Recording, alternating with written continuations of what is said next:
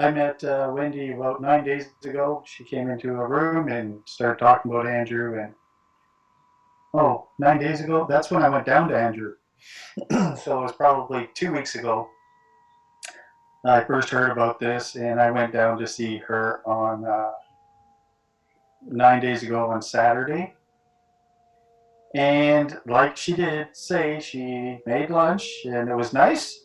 Little spread there, making herself a sandwich, and there was some, I don't know, I had some grapes and a sandwich, and it was really nice. And then one of the guys down there kind of grabbed me, and we had a little chat, and we pulled in a few chairs, and we sat in a little circle. There was, I don't know, a dozen people there, some from the First Nations.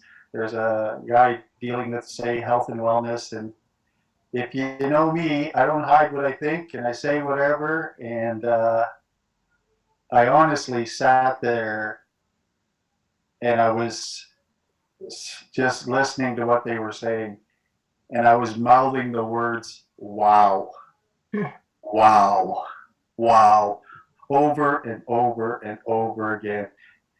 There's some aspects of the First Nations that they're being successful in court. They're getting what they want. There's some relationship with the deputy mayor. They have a relationship with him because he's renting one of the spaces that they would have control over. And there was a question in the chat about the water, and they have a well or spring water. And one of the First Nations guys has a brother that can.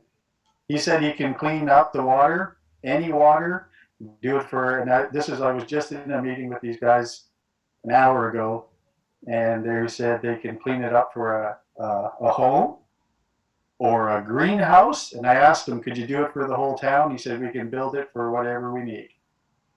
So there's so much positive energy. I came out of there, and I go in there looking for problems.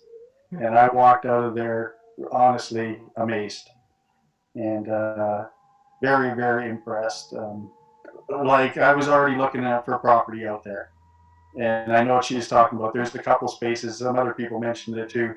Couple of places for less than $80,000, and a few for a little bit more. But the opportunity, I'll encourage you right now. You want to get in there early because this could take off like an avalanche. And I hope everything goes in the right direction and is hugely successful. And I hope I'm involved. Oh, there it goes. Woo!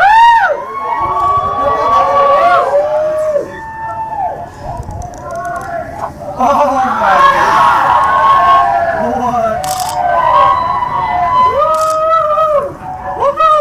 Thank you. I'd be delighted. I came from Ontario myself for the same reason. I thought that the people in Alberta were the most foremost people, the most sovereigns that would, put up a defense or resistance to the government that we have today. They're very welcoming here. They're very welcoming.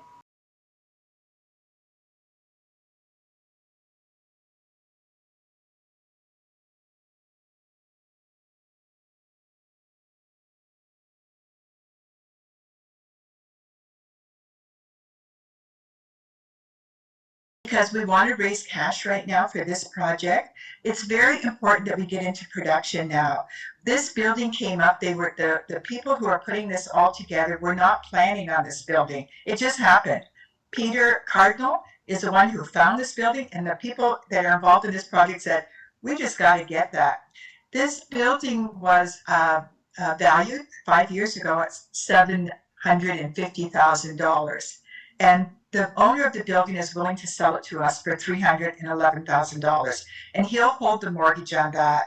And so there's a $30,000 second mortgage on it that we want to just get rid of. And then he will hold the mortgage for us. And he's very happy for us to use it for our intention. And he's very happy now to retire and just let the building go. And he doesn't have to worry about it anymore.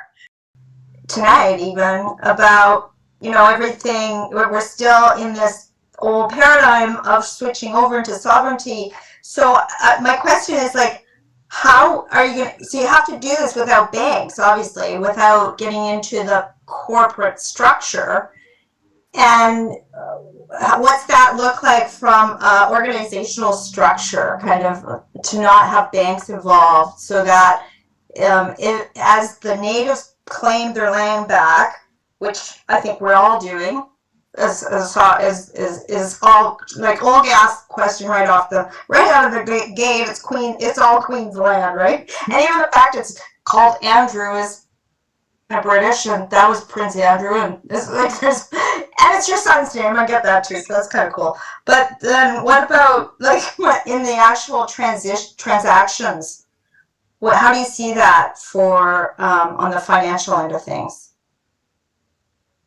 I think that a lot of properties will be sold privately, so that we'll just work privately with the vendors. And this is a learning curve for me as well. And Laura Jane, Brian, like they're key and they're so integral to us, pulling this off. And now Ray can help us to know that. I'm paralegal. So I know about trusts and I know about, business models and business structures, but I don't have all the answers. And I'm you have a lot of them.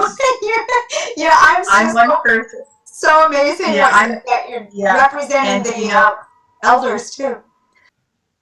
I was just going to speak into the financial aspect. Wendy mentioned it in her presentation that the first step is the buying of the purchasing of the building.